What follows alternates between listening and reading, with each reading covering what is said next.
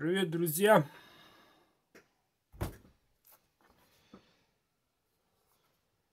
Ножи. Делаю ваши заказы.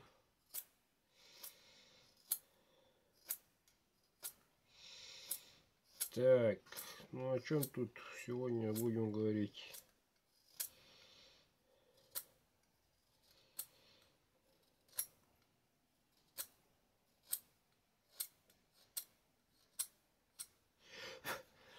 В комментариях спрашивают, что за линии в этом бытие.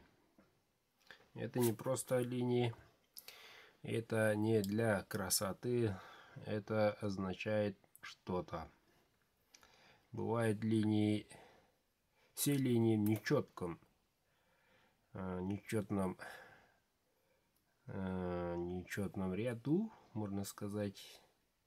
То есть самая минимальная 5 штук, максимальная 13. Вот, 13. Они означают узор. И они говорят про хозяина, кто он, откуда он, от какого рода. Каждая линия означает между ними линиями расстояние.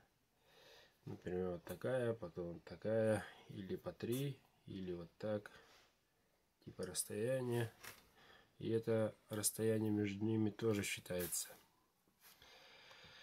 До конца не изучено. Надо признать, это до конца не изучено. Но все-таки большинство известно нам, кузнецам, якутам. Большинство. Почему 5 линий?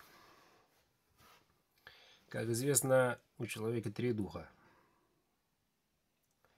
Дух земли, дух матери и дух воздуха. И еще 2, это означает дух удачи и дух благополучия. Удача в данном случае, если это инструмент, то это охота, дух баяная. А дух благополучия, их очень много. А почему 13? Если у ребенка, у мальчика появляется первый зуб, и когда этот ребенок вырастает, взрослым становится и уходит в тот мир, и до этого